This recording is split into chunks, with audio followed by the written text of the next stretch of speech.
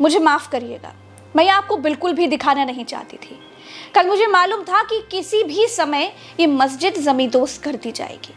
कल मैं इसे अपने कैमरे में कैद भी कर सकती थी, लेकिन मैं ये देखने की हिम्मत ही नहीं जुटा पा रही थी। मैं अपनी पहली वाली रिपोर्ट में ये दिखाने की हिम्मत ही नहीं कर पाई थी। ये दिखाने से पहले भी मेरा मन भारी हो गया था और ये देखने के बाद अब भी मैं भावुक हूँ। मैं ये आपको इसलिए दिखा रही हूँ कि आगे आने वाली पीढ़ियों के दिमाग पर सरकारी मक्कारी और कारगुजारियाँ चस्पा हो सके। इसलिए दोस्तों, ये तस्वीरें आप सबको देखना चाहिए और ये समझना चाहिए कि 1980-90 से यहाँ पर लोग रह रहे हैं। इस दरमियान 1992 में बीजेपी की सरकार थी, उसने अकबर नगर बसने दिया। मायावती जी की सरकार आई, अकबर नगर बसने दिया गया। फिर बीजेपी की सरकार आई, अकबर नगर बसने दिया गया। फिर समाजवादी पार्टी की सरकार आई, अकबर नगर बसने दिया गया। फिर मायावती जी की सरकार बनी, फिर सपा की सरकार बनी, फिर बीजेपी की सरकार बनी, फिर बीजेपी की सरकार बनी। सबने अकबर नगर बसने दिया। इस दौरान एलडीए मर नहीं गया था, सरकारी अधिकारी मर नहीं गए थे, सबके सब जिंदा थे। सबने अकबर नगर बसने दिया और सिर्फ बसने ही नहीं दिया, टैक्स भी वसूला, बिल भी वसूले। आज बीजेपी की सरकार में अकबर नगर की वो आखिरी मस्जिद भी ज़मींदोज़ कर दी गई, जहां जिसको कल मैं गिरते हुए देख नहीं पा रही थी, आज आपको दिखा रही हूँ। इस गिरती हुई मस्जिद के उस पार बजबजाते हुए सरकारी सिस्टम को आप महसूस कीजिए। और सिर्फ मस्जिद ही नहीं, यहाँ पर मैं एक मंदिर के पुजारी बाबा के पास गई। बाबा ने मुझसे क्या कहा आपको सुनना चाहिए। वो कह रहे थे कि अब तो ये मंदिर भी गिरने वाला है, सुनिए जरा। तो ये इतना पुराना मंदिर है, चूंकि सब कुछ टूटने वाला है अकबर नगर में, तो ये मंदिर भी जद में आ रहा होगा। जी, उसी दायरे में मंदिर भी है।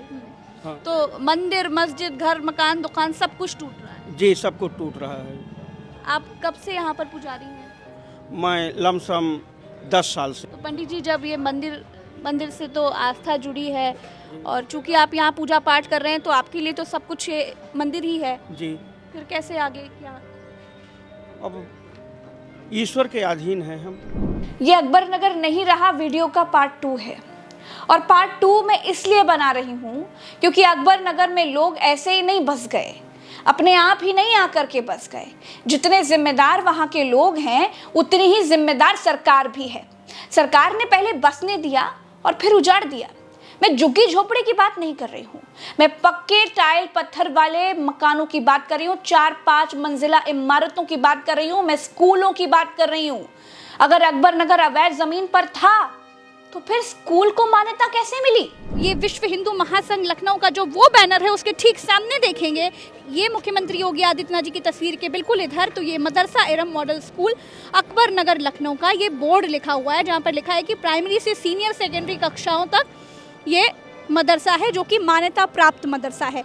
दूसरी चीज़ मैं आपको जो दिखा दूँ वो ये है, देखिए ये माननीय राजनाथ सिंह जी का बोर्ड लगा हुआ है, शिलान्यास हुआ है यहाँ पर, जहाँ पर लिखा हुआ है वित्तीय वर्ष 2022 से 23 में त्वरित आर्थिक विकास योजनावत महानगर वार्ड शंकर जी मंदिर से ललित कुमार के घर तक इंटरलॉकिंग कार्य का शिलान्यास श्री राजनाथ सिंह माननीय रक्षा मंत्री भारत सरकार के कर कमलों द्वारा हुआ। यानी कि यहाँ पर जो है इंटरलॉकिंग रोड बनाई गई, वो भी श्री राजनाथ जी के कर कमलों द्वारा शिलान्यास हुआ है। वो अकबर नगर जहाँ से सरकार सारे टैक्स वसूल करती थी, वो अकबर नगर जहाँ सारे चुनावों में यहाँ के लोग वोट डालते थे, आधार कार्ड, राशन कार्ड, बिजली का बिल, पानी का बिल, हाउस टैक्स सब कुछ वसूलते थे। एक दिन अचानक सरकारी अधिकारी नींद से जागे और बोले ये सब अवैध है। अरे भैया, अवैध था तो बनने क्यों दिया? किसने बनवाया? बिना सरकारी संरक्षण के तो बना नहीं होगा। क्या वो भ्रष्टाचारी अधिकारी पकड़े गए जिन्होंने अकबर नगर बसने दिया? कौन थे वो लोग जिन्होंने एक पूरा रिहायशी इलाका बसने दिया? अकबर नगर निवासियों को तो दंड मिल गया, क्या उन अधिकारियों को दंड मिला जिन्होंने पैसे लेकर अकबर नगर बसने दिया? अगर सरकार इतनी ही निष्पक्ष है और पारदर्शी है तो नगर निगम के सारे अधिकारियों को सजा दें जिन्होंने 4-5 मंजिला बिल्डिंगें बनने दी। ये देखिए, थोड़ा बाहर आ जाइए माता जी, आप थोड़ा हाँ दिखाइए, इधर इसमें दिखा दीजिए, इसमें दिखा दीजिए। अनुज इधर आओ। ये 1966 की यहाँ की बेनी समिति की रसीदें, जो लोग लखनऊ के बाहर के हैं उनको मैं लखनऊ नगर निगम और एलडीए का खेल बताती हूँ। यहाँ आप नक्शा पास कराने जाएंगे तो आपका नक्शा पास नहीं किया जाएगा, ऑनलाइन नक्शे में 100 खामियां बताकर रोक दिया जाएगा। जब नागरिक बिना नक्शे के घर बनाना शुरू करेगा तो एलडीए वाले छत पड़ने से पहले तुरंत आ धमकेंगे। प्रति छत या प्रति महीना इनका पैसा बांधा जाता है। 1.5 लाख रुपए महीने तक की रिपोर्ट मेरे पास है। यही हाल लखनऊ में चल रही प्लॉटिंग्स का भी है। प्रति अवैध प्लॉटिंग महीनेवार पैसा बंधा हुआ है। भ्रष्टाचार के पहाड़ पर एलडीए बैठा हुआ है। अकबर नगर ऐसे ही बनते हैं दोस्तों। सरकारी अधिकारी माल खा खा करके निर्माण कराते हैं, फिर दूसरे आते हैं उसे अवैध बताकर गिरा देते हैं। मैं चैलेंज करती हूँ योगी आदित्यनाथ जी, अगर आप जांच करा लीजिए तो मैं जो कह रही हूं ना वो सब सामने आ जाएगा। मैं प्रज्ञा मिश्रा कोई भी बात हवा में नहीं कहती हूँ।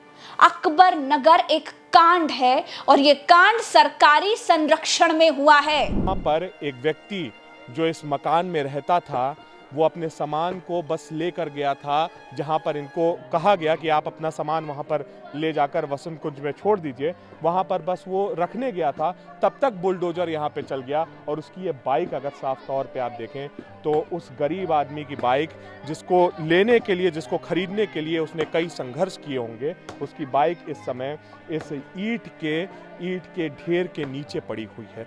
एक देखिए किस तरीके से इसको अवैध निर्माण बताया गया और लोग यहाँ पे बता रहे हैं हम 70 सालों से रह रहे हैं और आज ये पूरी तरीके से ध्वस्त हो चुका है। ठीक है, अल्लाह पाक सलामत रखे सबको। पूरा महल्ला भी छड़ गया है, सब छूट गया सारे साथी। 70 साल थे महल्ला, 35 साल थे तो हम लोग थे, सन 90 से आए हुए थे। क्या करें, ठीक है, अल्लाह ताला ऊपर वाले की लाठी में आवाज़ नहीं है सर, बस सबके दिल से दुआ ही निकल रही है। ठीक है, आने वाला समय अल्लाह ताला फिर काट देगा, फिर कहीं बनाएंगे। इससे अच्छा है तो हमका सब कहीं लटा के बुलडोजर चला देती, कुछ हम लोगों का बचा नहीं है, सब कुछ खत्म कर दी। इतनी मेहनत से हम लोगों ने बनाया, पता है यहाँ पानी नहीं होता था, हम लोग निशान लेने जाते थे पानी। योगी जी की सरकार तो लोगों की बड़ी पुरानी फाइल खोल लेती। मैं चैलेंज करती हूँ कि उत्तर प्रदेश की बीजेपी सरकार को अगर है हिम्मत तो निकालिए फाइल और देखिए किसने अकबर नगर वालों को बिजली दी, किसने सीवर डाला, किसने पानी पहुंचाया, किसने मकान नंबर अलॉट किए, किसने आधार कार्ड बनवाए, किसने राशन कार्ड बनवाए और किसने राजनाथ सिंह जी के नाम के पत्थर वहां की गलियों में लगवा दिए। अगर सच में योगी आदित्यनाथ जी आप न्याय करते हैं तो न्याय कीजिएगा, क्योंकि एक श्रेष्ठ व्यक्ति का आचरण दूसरों के लिए उदाहरण बन ही जाता है। तो उदाहरण रखिए, उदाहरण बनिए। इस वीडियो में इतना ही। नमस्कार।